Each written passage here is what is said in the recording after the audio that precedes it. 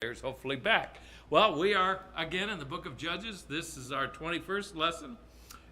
We are getting into chapter 13, and I actually have for you the last two verses of this chapter that are there for you. We've already gone past Ibzan, Elon, and Abdon, which were the final three judges, and then we get into Samson. We got started with him a little bit, but I put his verses here, and they are the concluding verses of, like I said, of chapter 13. And the woman bare a son and called his name Samson, and the child grew, and the Lord blessed him. And the Spirit of the Lord began to move him at times in the camp of Dan between Zorah and Eshtaol. Of course, that's what I said in our last message. We briefly went through and got into the final three, and then Samson just briefly. It only took about a minute to read about Ibzan, Elon, and Abdon, and we couldn't get through the story of Samson's birth, but we're going to just kind of look at it and remind ourselves again of that verse. The woman bare a son and called his name Samson. Before we get there, of course, remembering again all 12 of the judges, and then looking at Manoah. If we remember where we ended last week, this is kind of where we ended, in the fact that Manoah entreated the Lord and said, "O my Lord, let the man of God which thou didst send come again unto us, and teach us what we shall do unto the child that shall be born." Now I'm going to assume I didn't update these slides like I meant to, because I've got it in my other notes. Number one, it was supposed to be that we saw the culture. Wait a minute. Let me see if it is. Nope, it's not. It probably is. I didn't update the one on the, doesn't matter. I'm not going to explain it. You can get you lost. Number one, we saw the culture of corruption and the captivity. In verse 1, remember the children of Israel did evil again in the sight of the Lord. So the cycle is repeated, it's noted, and the result was that, of course, God delivered them into the hand of the Philistines for 40 years. Two, we're going to see, even tonight, you'll see a little bit that though Samson is a judge of Israel and a deliverer, he just began to deliver them. He never did quite complete it. The Philistines, boy, they were terrible. They controlled the lives of Israel. They controlled their work, even their farming, so much so that they had, if they wanted to have an axe or a sickle sharpened, they had to go to the Philistines. They had no ability to do any iron work whatsoever. Then we saw, of course, the introduction of Manoah and his barren wife, never finding out her name, and we know that she is never named. Kind of interesting, though, when you begin to look at the fact that though she is not named, God knew exactly who she was. And God gave her a promise. You may not know her name, but God knew her name, and God chose her and Manoah, and she had a very special place in the life of Israel. And it's quite special. They are a chosen couple, and I will say, too, I believe they were a spiritual couple who had not slipped into idolatry. We saw then, thirdly, the appearance of the angel who declared that this barren woman would have a child, and that child would be the deliverer, a judge, but also he was chosen to be a Nazirite. Then we have the fourth part of that. The wife then told the husband every word that the angel told her about the child, and the restrictions not only upon the child, but upon her before ever the child was born. And then Manoah we ended up with, and that's why we see verse 8 here, he wanted confirmation, and he wanted more information about how to raise the child. You're talking about a very special child, an empowered child. God did, in fact, hear Manoah's prayer and answers him, but not exactly how he anticipated. Again, Manoah entreated the Lord, verse 8, and said, "O my Lord, let the man of God which thou didst send Again, he doesn't call him an angel because he doesn't recognize him as an angel yet. Just as a man of God. Send him which thou didst send, or come again unto us and teach us what we shall do unto the child that shall be born. Then from verse 9 to verse 18, we have the Lord's answer. Of course, you could break that up a little bit more if you wanted to, but we're going to go ahead and read here. And God hearkened to the voice of Manoah. And the angel of God came again unto the woman as she sat in the field, but Noah, her husband, was not with her. Now, I brought up last week that this was not a logistics problem. In other words, the angel didn't mistakenly come, at the wrong time. He came at just the right time. There was a purpose in all of this. I may not know it, but what we have here is the angel came to the woman at the same time and in the same place probably as before as she sat in the field, as she sat waiting. Well, Manoah was somewhere else. He was busy. We're not told with what or why. But the moment he showed up, the angel did, she took off running. Now, I believe, too, this was a couple that was dedicated to following the way of the Lord. She was excited, and she wanted this to be shared with her husband. She wanted him to hear. That was his request. They were spiritually, and I like this part of it, they were spiritually a couple that was on the same bandwidth. That, to me, is extremely important. And it's something that you got to think about. If you and your wife or you and your husband are on the same spiritual bandwidth, you are blessed. That's not the case with every family. It's just not the case. And so she was excited, wanted to share this with her husband. And again, not all homes have that same spiritual connection in the same spiritual depth. And so verse 10, the woman made haste and ran and showed her husband and said unto him, Behold, the man hath appeared unto me that came unto me the other day. They knew that this was a special child. And we talked last week about how few people in the Bible were told about a miracle conception to a barren woman, and how that this child was also special because it was called to a special work. No other judge has this distinction that we see. And it's no wonder that she made haste and she ran quickly. In fact, the wording from the Hebrew, it makes it sound like she had a full-out run. Not just, how some of us run. I used to jog a little bit every once in a while. And so I'd say, that I run. And my son would say, Dad, you don't run. That's not running. Well, according to you, it's not, but it is for me. But because of the two words that are describing her actions, if you notice it, and the woman made haste and ran. Now that is a little bit more than just she got up quickly and ran, but that is the sense of it. She didn't wait around. She didn't mess around. She got up quickly and took off. And so she told him, the Lord has answered your prayer, Manoah. He's here. And hopefully he's going to be waiting. Maybe she asked him to hang around. I don't know. Most commentators will reference the timing as the original appearance of this angel was in the morning, and it's possibility that the second time was later in the evening. We don't know, but the answer came quickly and unexpectedly.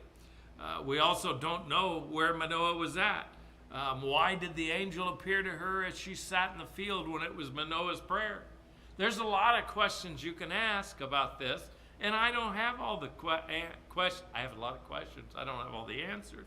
Anyway, from that, verse 11, and Manoah arose and went after his wife. So it sounds to me like she's a little quicker than he was. And came to the man and said unto him, Art thou the man that spakest unto the woman? And he said, I am. So he confirmed that the messenger of Jehovah was the same. And this is not showing disrespect. It's not showing any doubt. He's simply asking for confirmation, which is going to lead him into asking for more information.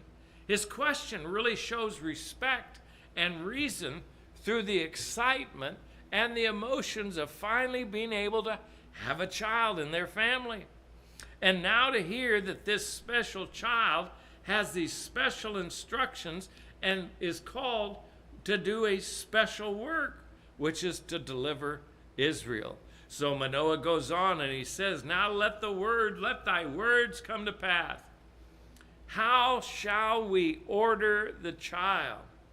And how shall we do unto him?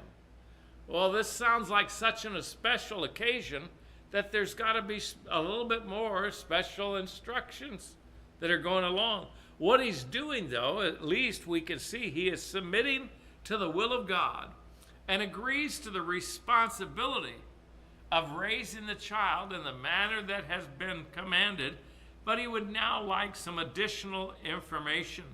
He really is declaring his faith in the words that the Lord has given to him. I love what one writer said about Manoah's words here. He says, Lord, I lay hold upon what thou hast said.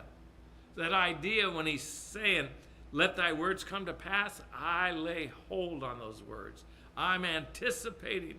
Now when he says too, how shall we order the child? We want to treat him direct or properly. In what manner should we do this? It seems like a reasonable request, don't you think? I want to know if there's any special instructions to raising this special child. In what way and with what work should we lead him to go? In other words, you're going to raise him, but are you going to raise him as a priest? Are you going to raise him as a prophet? Are you going to raise him as a farmer? Are you going to raise him as a builder? How are we going to raise him? Should we send him to the prophets? Where and how and what should we do? So you would think behind that question, just like you might have a lot of questions about raising this child, being excited and emotional about it all. What does the answer come? Verse 13, and the angel of the Lord said unto Manoah, of all that I said unto thee, let the woman beware. Now, that's the same beware that we had before. He's making sure, take heed. Beware that you follow exactly what I told you. That's it. That's the instructions. Jehovah's messenger made it very simple. He repeats and emphasizes his original words, and the caution to the words that he uses really is he is stressing the idea of this sanctification. These commands really that he gives to them are above and beyond the Nazirite vow. But then this is a call to be a chosen vessel, not a volunteer. The Nazirite oftentimes was a volunteer. That's not Samson. He's been chosen, and he will begin the deliverance of Israel, but we will find out that he does not finish it. The commands are the same, so nothing extra there. But now Manoah hears them and receives the same responsibility and the same culpability. I don't want to be mean or rude, but maybe he thought, honey, you had to have missed something. We got to have a little bit more instruction than that, than just that. But here's what he does. Verse 14, she may not eat of anything that cometh of the vine, neither let her drink wine or strong drink, nor eat any unclean thing. All that I commanded her, let her observe. So Manoah is charged with the same dedication and sanctification, and with the same help to assist her in the fact that this is what she is not to do. Make sure and teach the child the same duty and purpose of life that I commanded her. This pointed both of them to what should be their dedication and sanctification in raising this child. A lot of times when churches will have a dedication, a baby dedication day, we've never had a baby dedication day. You know why? It's not the baby that needs to be dedicated, it's the parents. The parents need to dedicate themselves. It's good, it's easy for you to dedicate that child But how about dedicating yourself? And that's what parents ought to do. Come forward and dedicate yourself to raising that child in the admonition of the Lord. That's what's important. And so that's what he does. It's almost like saying, don't worry about the child, worry about yourself. If you do right and follow the Lord's will, then God will take care of the rest and deal with Samson as a man. I think that's important for us to learn about and how to raise our own children. Verse 15, and Manoah said unto the angel, Lord, I pray thee, let us detain thee until we shall have made ready a kid for thee. So what he does is basically, please stay and let us honor you with a meal. Let us honor you with dinner. He wants to honor him and make him the honored guest. Wait here while we go and prepare a special meal and set it before you. And here's the angel's response. Verse 16, and the angel of the Lord said unto Manoah, though thou detain me, I will not eat of thy bread. I'm not going to participate. And he might be a little shocked, but he says, and if thou wilt offer a burnt offering, thou must offer it unto the Lord. For Manoah knew not that he was an angel of the Lord. Now take off that last part so you don't get worried about that just yet. And he tells him, I'm not going to eat any of this, but if you're going to take it, make it a burnt offering. It's an explanation from the angel of the Lord and instructions and Manoah's response. He really still thinks that this is just a regular physical being, a prophet sent from God. That's why it says he did not know that this was an angel of the Lord. And I think probably if we were going to speculate it a little bit, it's a theophany. It is a Christophany, some will call it. It is the fact that Christ appears in the form of a man. That's who this was. He's not going to eat of it, but they can. An angel can eat just like the Lord did after he was raised from the dead. He can eat. It's just like when we have glorified bodies, you'll still be able to eat, but you won't eat for the same reason. You won't have to eat to stay alive. You won't have to drink water to stay alive. None of that will be necessary for you, as far as I know. The answer to Manoah is very clear. The angel will not eat, but he can be detained by a burnt offering. The angel of the Lord suggested in this a proper and appropriate voluntary offering, and to whom it should be made.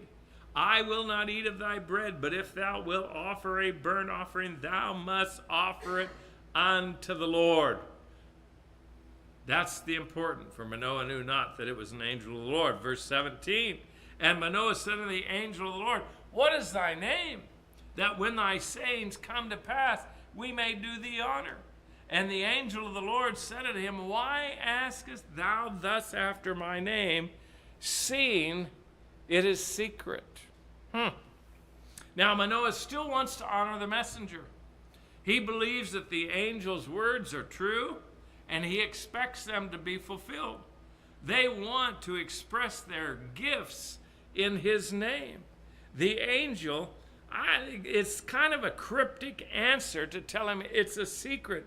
This is where most commentators, along with the next verse, will say that this is the pre-existent Messiah in human form, or appearing in human form. Again, what some will call a theophany.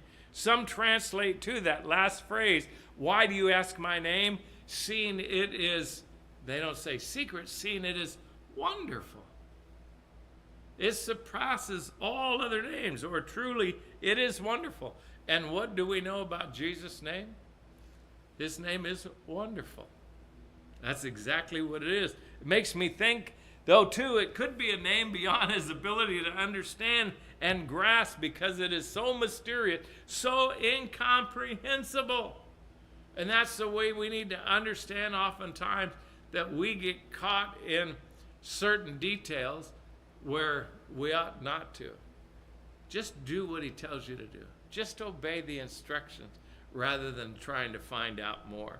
Then in verses 19 and 20, we see Manoah's offering. So Manoah took a kid with a meat offering. Now, that's two offerings. Okay, basically, because you're talking about a burnt offering and a meat offering or a meal offering. And offered it upon a rock unto the Lord. And the angel did wondrously. And Manoah and his wife looked on. That, what did the angel do wondrously? That's, I think, discovered in the next verse. But here we learn that Manoah brought both a burnt offering and a meat or meal offering. This was in conjunction with a vow that has been made. So there's a vow that's going on for them with Samson and with them to do that. In Numbers 15, verses 3 and 4, if you read in there, you'll see the vow. You see the burnt offering and the meal offering as well. Both Manoah and his wife vowed to raise this child as designed by God, and along with that Nazirite vow. Makes me wonder, did Manoah lay hands upon the kid in this burnt offering? No mention is made of such an act, but it would seem that if they are in fact not into idolatry, but they're staying true to the worship of Jehovah, then that's probably a case that happened with this offering. They had a part to play in her vow to remain clean, to remain sanctified, and to remain separate from anything that was unclean. Even alcohol, I mentioned to you before, has to do with either grain, corn, or anything that can be turned into an alcoholic beverage, anything that would ferment. She's not supposed to drink. It says even vinegar was supposed to be that, and of course the food was also. So what he did here was given by instruction from the Lord, and in his vow and his offerings, there was no violation of the law. People will oftentimes see, well, he violated the law. You're only supposed to offer a burnt offering at the temple. Well, this was at the angel's suggestion. And it's just like if the Lord tells you that you can eat on the Sabbath, then you can eat on the Sabbath. If the Lord tells you to walk on the Sabbath, to take up your bed and walk on the Sabbath, then you can take up your bed and walk on the Sabbath. The Sabbath, man is not made for the Sabbath, but the Sabbath for man. There is a difference. So they had a part. Now again, the rock served as an altar, and it may have even been a previous place of worship for their family, and for Manoah in particular. But in the process, we mentioned that he did wondrously. Some will say there was something else that he did here and puts it together, but I think it comes out in verse 20 when we look at it. For it came to pass, this is to me the wondrous part, came to pass when the flame went up toward heaven from off the altar, that the angel of the Lord ascended in the flame of the altar, and Manoah and his wife looked on and fell on their faces to the ground.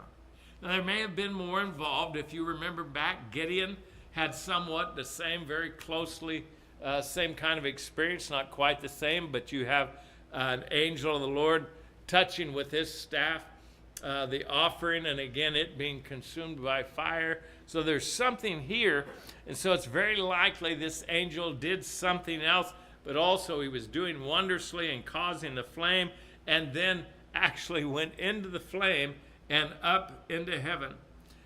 To me, it's a wonderful insight into the possibility that this is the angel of the Lord because of what he says after a little bit. In fact, you could go back and read a little bit on Gideon from chapter 6, verse 21, where that angel stuck out his staff, touched the meat and the cakes, fire rose up out of the rocks, consuming the offering, and then the angel departed. A little bit different here.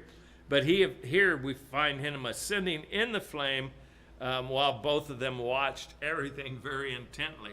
They saw it all, and I would imagine, like what it would do to us, it would blow our minds if we saw it. And what did it do? It caused them to fall upon their faces. They were amazed, they were bewildered, but now they were beginning to understand who it was that they were talking with. Everything's starting to come together. Noah went from not knowing to knowing. His wife, she seemed to have learned a little bit faster and took everything in with a little bit more appreciation. So let's look at the last few verses here with the wife's insight. Verses 21 and 23, 22 and 23 says, but the angel of the Lord did no more appear to Manoah and to his wife. So that's all the instruction they got. Remember, he didn't give them, well, you're supposed to raise him as a farmer. You're supposed to raise him as a priest. You're supposed to raise him as a, this or that. No, didn't give him anything like that. This is the last time that the angel of the Lord would appear. Then Manoah knew that he was an angel of the Lord. And Manoah said unto his wife, we shall surely die, because we have seen God. That's why you get the idea, too, of being a theophany. This experience gave Manoah the understanding that this was an angel, but even more than an angel, we have seen God. What do you think? God can be seen by no man. That's a great study if you want to go chase it through the scriptures. Manoah and his wife, I think it's very possible they again saw Christ as a man, a theophany, in a pre-existent state.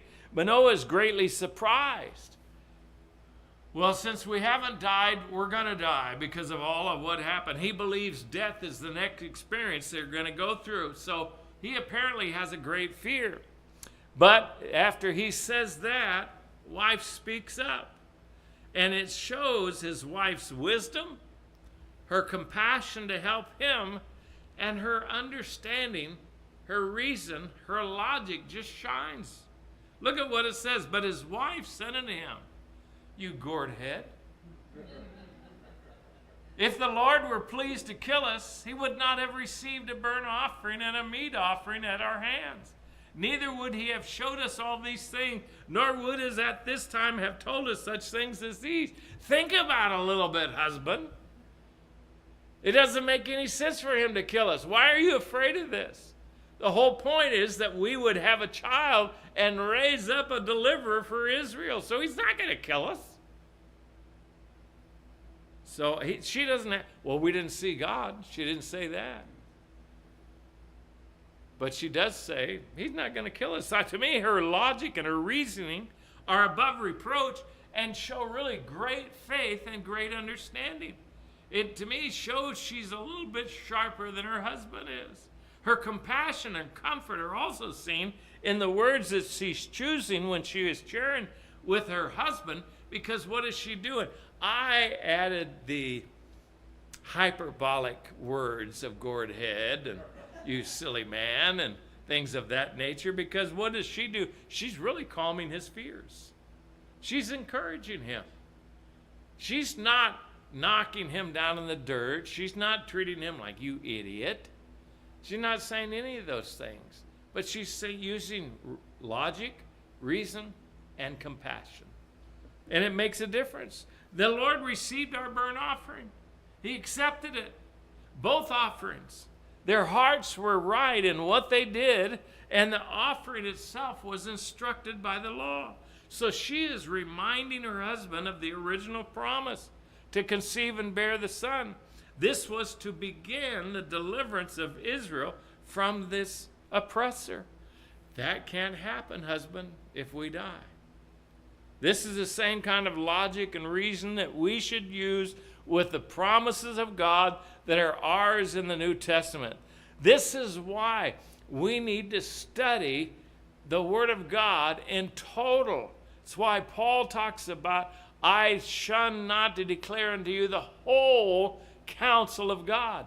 Because if you only take a portion of it, sometimes you are going to draw some bad conclusions or wrong conclusions. It's why we ought to understand. I'll use Romans 8 and 28, 29 and 30. I'm going to hope I have them up there. Maybe I do, maybe I don't, and I don't. Let me give you the other ones before I read those. And we know that all things work together for good. Not all things are good, but all things work together for good to them who are the called according to his purpose. Now listen. For whom he did foreknow, he also did predestinate to be conformed to the image of his Son, that he might be the firstborn among many brethren. Moreover, whom he did predestinate, them he also called, and whom he called, he also justified, and whom he justified, them he also glorified. You see what steps God gave us? The whole purpose of salvation is right there. God didn't save you to then just step back and leave you alone, say, well, hope you make it. God's got a purpose in conforming you to the image of his Son. That's what he's doing. God predestinated us that we would be conformed to the image, not so that we wish we could be like Christ, not maybe we'll, but we will be conformed to the image of his Son, and we will be justified and glorified. I like that promise. That's what his wife's using logic and reasoning from the scriptures, from the doctrines that we have. So then let's go to the last part of this, the birth of Samson, verses 24 and 25. And the woman bare a son and called his name Samson. And the child grew, and the Lord blessed him. Now the promise or the prophecy of the conception and birth of a son did come true. She called his name Samson. We always look at the names and what they mean. This name Samson gives the significance of a son. Some will say, but two, is that really what it is? It's the strongest light of all lights, which is kind of, if you can think about it, it's the sun. Well, the sun is the strongest light of all lights. Well, that's what he's going to be, the strongest light of Israel for a while. Or maybe it's the light that will dispel the darkness of the Philistines' rule over Israel. Some say his name refers to the sun as a minister of Jehovah. So Samson is the deliverer in the hand of Jehovah. Whatever it is, this is the quickest growth notice from in one short phrase. Because if you notice, the woman bare a son, called his name Samson, and the child grew, and the Lord blessed him, and the Spirit of the Lord began to move him at times in the camp of Dan between Zorah and Eshtaol. That's it. He grew up. He's probably now 20 years old from verse 1 to verse 2, or verse 24 to verse 25. Whatever adventures, too, he may have done when the Spirit of the Lord began to move him at times, we do not know. We have no record of that. Nothing more is said. We can assume maybe it might be similar to what we'll read in chapter 14 when it says that the Spirit of the Lord came upon him and he went down to Ascalon and slew 30 men of them and took their spoil. Could be. Could be more, could be less. We don't know. We have no idea. But what we're reading is that Samson has the potential and he has the power. The problem is the flesh will be a constant antagonist to Samson and will cause him that he will never live up to the full potential of his power and his position as a deliverer and judge of Israel. He will deliver Israel. He will have great power. And in the end, he will kill more Philistines in that final act than he did all of his life. But still, again, we see one of the strongest men in the world is also one of the weakest men in the world. Just like if we understand about Solomon, one of the wisest men in the world seems to become one of the dumbest men in the world at the end of his life. I say that because of what he did for all of his wives that were not Jewish, that he built them houses of worship for their false gods. Wise? Yes. Dumb? Yes.